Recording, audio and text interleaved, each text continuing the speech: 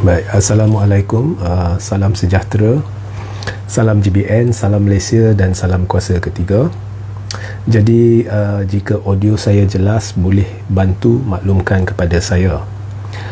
Jadi tajuk live hari ini adalah makin jelas, makin jelas Parlimen perlu dibubarkan segera, atau Parlimen perlu segera bubar. Jadi saya agak anda tertanya-tanya mengapa saya berkata demikian. Jadi pastikan anda bersama saya sehingga akhir live ini, di mana saya akan jelaskan sejelas-jelas mungkin mengapa saya berkata demikian. Dan kemudian saya ajak jika ada sesiapa, tak kira blogger ke, aktivis ke, menteri ke, MP ke, ahli politik ke, yang berpandangan lain, boleh juga melontarkan pandangan dia. Tapi bagi saya cukup jelas. Sudah makin jelas Parlimen perlu segera dibubarkan. Okey, pertamanya saya rasa saya dah buat tinjauan, saya dah war-warkan tinjauan, saya dah war-warkannya dengan memberi link supaya orang boleh masuk mengundi, dan 4,000 lebih sudah mengundi. Saya tak silap saya, undian dah tutup. Maknanya pihak-pihak PH semua ada peluang untuk cuba ubah statistiknya, tetapi tidak berjaya. So lebih 93% rakyat Malaysia tidak memilih agar Anwar kekal sebagai Perdana Menteri. Jadi ini bukan saya yang berkata, ini adalah tinjauan terbuka. Dan saya juga mengajak PH buat tinjauan sendiri, Laskar Cyber buat tinjauan sendiri untuk membuktikan ianya salah, tetapi tidak ada orang berani. Okey, tinjauan terbuka yang boleh dilihat, bukan minta Merdeka Center ke siapa ke, yang boleh dilihat, supaya orang boleh undi dan orang boleh tunjukkan bahawa tinjauan saya tidak betul. Setakat ini tidak ada sesiapa yang mampu buat. Okey, so di dalam tinjauan ini kita lihat rakyat tak kisah kalau PRU diadakan semula, dan ada sebab mengapa mereka tak kisah, dan rakyat secara amnya tidak ingin Anwar kekal sebagai Perdana Menteri. So ini rakyat yang bercakap. Okey, baik. Tetapi kita kalau kita tolak tinjauan itu tepi, ada sebab kukuh mengapa Parlimen perlu dibubar segera. Okey, sekarang ni Anwar ada Zaid Hamidi di dalam kerajaan. Okey, tidak satu dunia anda tanya siapa-siapa, anda tanya pemimpin dunia, anda tanya pemimpin China ke siapa ke, secara jujur mereka percaya tak Anwar melawan rasuah? Di Malaysia tak ada siapa yang percaya, saya kira, dan di seluruh dunia saya kira pelabur semua tidak akan percaya. Okey, mengapa? Sebabnya awak nak lawan rasuah tetapi awak lantik seorang yang terpalit dengan tuduhan rasuah, berdepan 47 tuduhan jenayah sebagai timbalan awak dalam kerajaan. Tidak ada sesiapa yang akan percaya kerana pelantikan Zaid Hamidi sendirinya telah meningkatkan risiko berlakunya rasuah berleluasa disebabkan tuduhan jenayah terhadapnya. So tidak ada sesiapa yang akan percaya, dan tindakan melantik Zaid itu tidak masuk akal. Anwar sendiri tahu, saya tahu, semua tahu. Okey, jadi jika Anwar cuba, contohnya saya dengar akan ada satu roadshow ke, satu kempen, apa dia orang kata, saya terbaca laporan dia orang kata mungkin akan ada roadshow atau akan ada minggu perpaduan dan sebagainya kan. Buat apa sekalipun, tidak ada apa-apa yang mampu dilakukan yang boleh mengubah fikiran rakyat berhubung dengan Zaid Hamidi dalam kerajaan. Itu satu. Kedua, anda melantik anak sendiri sebagai penasihat. Dia masih lagi penasihat walaupun dia kata dah letak jawatan. Dia dalam lembaga penasihat, ahli keluarga. Kemudian anda kata selagi tak dibayar gaji, menteri-menteri semua boleh lantik ahli keluarga. Itu nepotisme terbuka. Pergilah tanya siapa-siapa, itu nepotisme terbuka.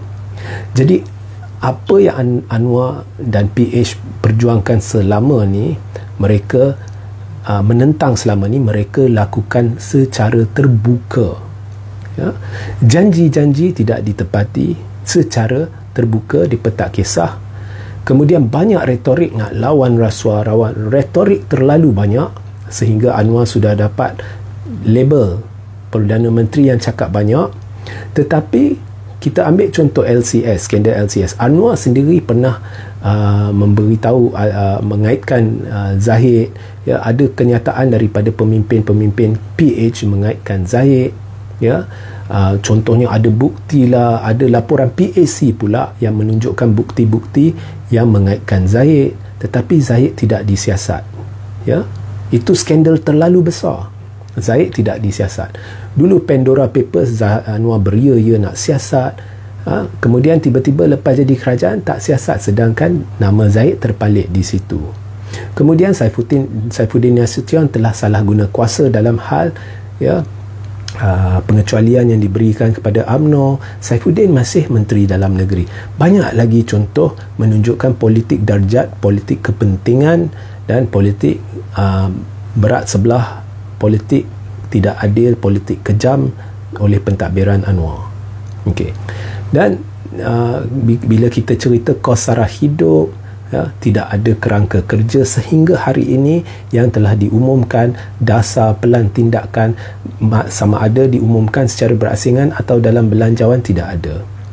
Jadi dari situ ada kegagalan, kos sara hidup makin menggila.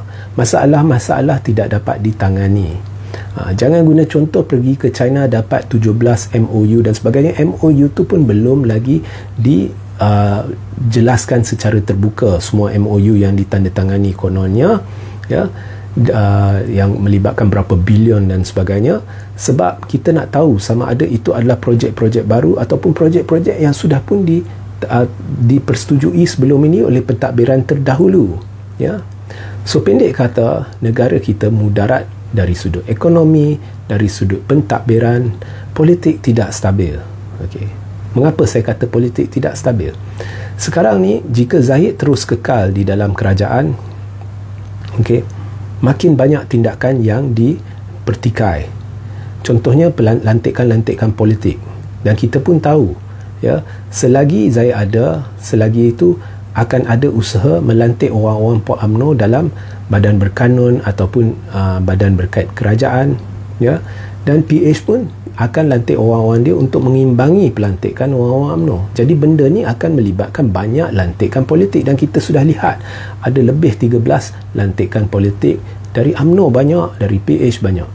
Okey. So, pecat Zahid, cuba lakukan perubahan atau bubar parlimen. Okey. Jika saya tahu, jika anda pecat Zahid, okey, ada kemungkinan, ya, jika Najib tidak diampunkanlah, ya, sebab MP ni dia tak kisah sangat dengan Zahid atau mereka duduk dalam kerajaan ke tidak. Tetapi jika Najib tidak diampunkan, ada kemungkinan besar MP BN akan dipujuk untuk tarik sokongan daripada kerajaan. Sekiranya itu berlaku, Anwar boleh fikir, okey, saya masih ada GPS, okey, saya ada GRS, saya masih ada 30 lebih kerusi. Itu tak menjamin keselamatan Anwar, kerana Anwar akan berpaut pada GPS. GPS kita tahu dia berkebarangkalian tinggi ikut Barisan Nasional. Jadi bila Barisan Nasional tarik sokongan, kemudian mereka nak Perdana Menteri baru, mereka akan war-warkan hendak kestabilan, ya. Sebab retorika palsu, mewar-warkan retorika palsu sudah menjadi tabiat BN. Kita dah lihat buktinya sebelum PRU 15, ya. Jadi mereka akan pujuk dan tidak mustahil GPS tarik sokongan, ya. Bila GPS tarik sokongan, kerajaan pimpinan Anwar akan runtuh dengan sendirinya. Sekalipun GPS tidak ikut telunjuk BN, tetapi GPS pun boleh fikir, GPS tahu apa yang saya tahu, apa yang rakyat Malaysia semuanya tahu, iaitu jika PRU diadakan sekarang, satu gabungan berkebarangkalian tinggi akan menang majoriti selesa, iaitu Perikatan Nasional. Sekalipun tidak menang majoriti selesa, Perikatan Nasional dijangka akan menang bilangan kerusi yang cukup dekat dengan majoriti. Contohnya 110 kerusi, 105 kerusi, ya. Tetapi jangkaannya Perikatan akan menang dengan majoriti yang selesa, walaupun majoriti mudah tetapi selesa dengan sendirinya. Jadi bukankah itu menjurus kepada kestabilan politik? Ya, dalam sedekat lamanya kita dah ada huru-hara politik. Bukankah jika PRU akan kita dapat selepas sedekat, ya, buat pertama kali satu gabungan yang dengan sendirinya menang dengan majoriti selesa. Jadi mungkin itu jadi pertimbangan juga GPS akan ada kestabilan politik once and for all. Jadi itu pun mungkin menjadi motif untuk mereka tarik sokongan. Jadi kerajaan pimpinan Anwar akan jatuh. Jika kerajaan pimpinan Anwar jatuh, saya lupa satu lagi. Sekalipun Najib diampunkan, ya, kemudian Najib dan Zahid akan kerjasama. Zahid tidak akan berani lawan Najib, ya. Kemudian pelbagai alasan akan digunakan untuk cuba bubar parlimen.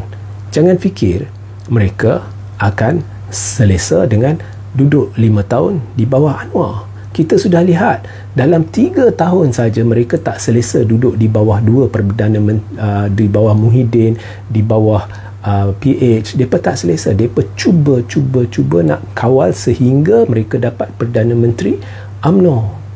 Jadi Najib masih berdepan dengan kes mahkamah, ya, walaupun diampunkan.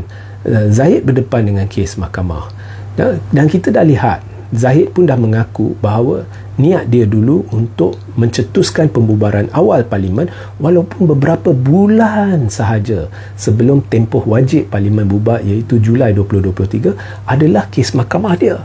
Jadi ini adalah petanda jelas dia mahu masuk dalam kerajaan, ya, untuk cuba selamatkan diri. Jadi ini tidak akan ubah sekalipun Najib diampunkan. Jadi akan wujud alasan baru. Ya, sekarang ada gelombang bosku dalam UMNO. Jadi jika bubar, BN boleh menang lebih besar. Jadi jika BN menang lebih besar, kemudian BN dengan PH boleh bentuk kerajaan dengan majoriti lebih besar, lebih stabil. Jadi kita perlu bubar. Mereka akan cuba bubar parlimen. Jadi macam mana kita lihat sekalipun, ya, Anwar berdepan dengan pilihan. Ya, sekiranya kerajaan pimpinan Anwar jatuh, dia berdepan dengan pilihan. Sama ada Anwar letak jawatan dan membenarkan Yang di-Pertuan Agong melantik Perdana Menteri baru, atau Anwar mengusulkan terus pembubaran parlimen. Okey, mana satu yang Anwar akan pilih? Jadi kalau saya Anwar, saya pilih pembubaran parlimen. Okey, risikonya kalau saya benarkan Agong melantik Perdana Menteri baru, pertama, saya mungkin tidak akan dapat fikir nak jadi Perdana Menteri untuk tempoh 4 tahun lebih lagi. Kedua, Zahid dulu pernah memainkan satu permainan dengan rakyat dan dengan sistem parlimen. Ya, dulu Perikatan Nasional dengan Barisan Nasional, dia bergaduh. Kemudian Zahid dan 14 MPBN tarik sokongan daripada Muhyiddin. Kemudian Muhyiddin tumbang. Mereka kata tak boleh kerjasama dengan Muhyiddin sebab kerajaan Muhyiddin gagal. Jadi mereka tumbangkan Muhyiddin.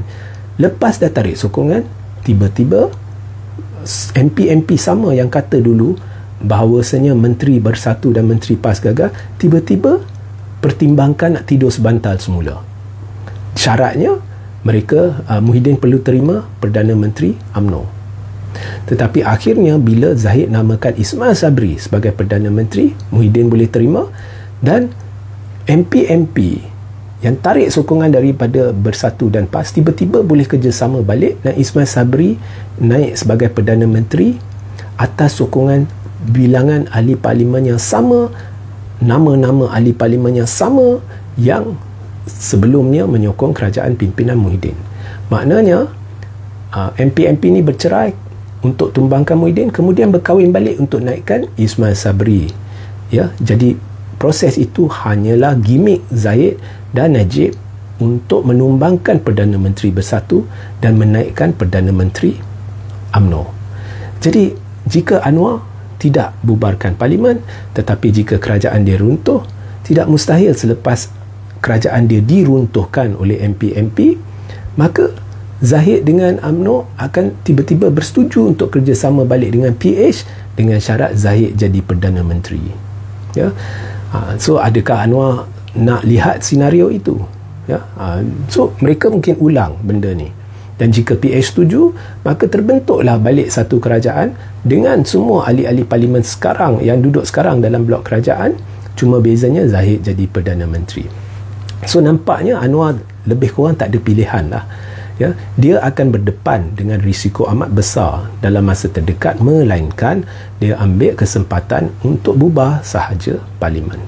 Ya, dan oleh kerana kita sedang berdepan dengan pembubaran Dewan-Dewan Undangan Negeri pada bulan Jun, saya rasa elok serentak dibubarkan parlimen pada bulan Jun supaya kita boleh masuk pilihan raya umum, dan saya kira majoriti rakyat akan setuju dengan saya, khususnya Melayu Islam.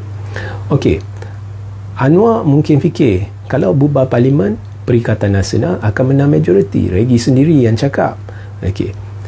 Ya, tetapi sekurang-kurangnya PH ada peluang untuk berjuang untuk cuba memastikan Perikatan tidak menang majoriti. Dia memang Perikatan akan menang banyak kerusi, tetapi tidak majoriti, supaya PH masih ada peluang untuk bentuk kerajaan.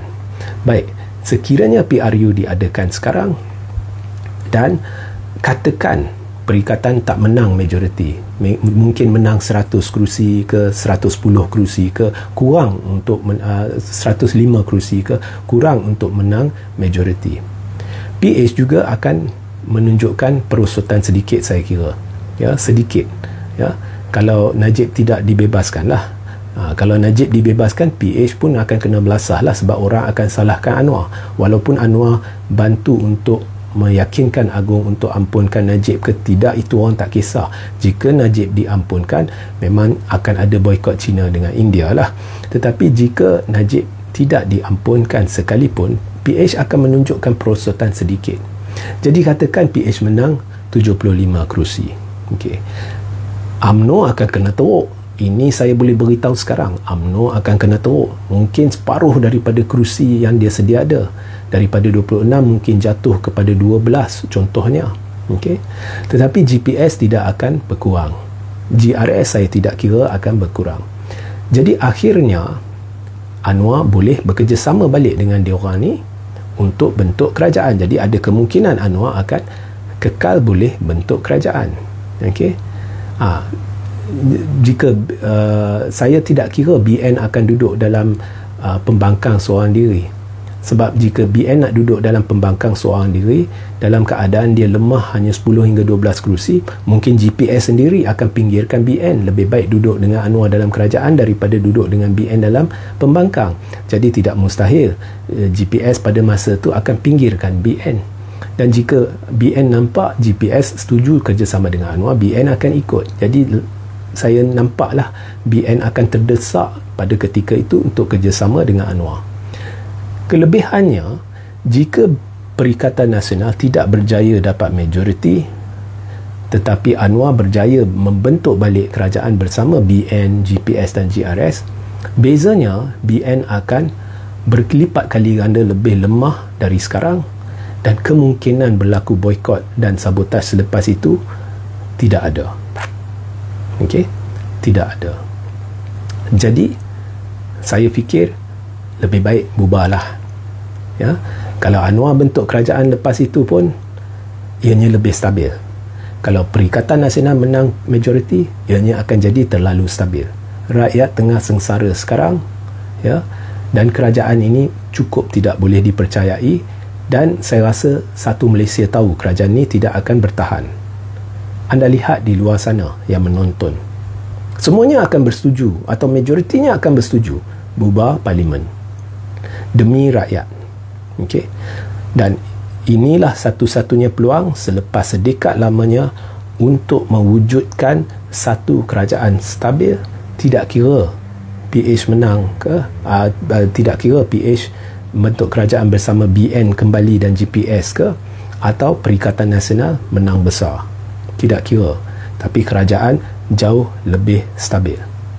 So, sehingga kita berjumpa di lain masa. Assalamualaikum, salam sejahtera, salam GBN, salam Malaysia dan salam kuasa ketiga.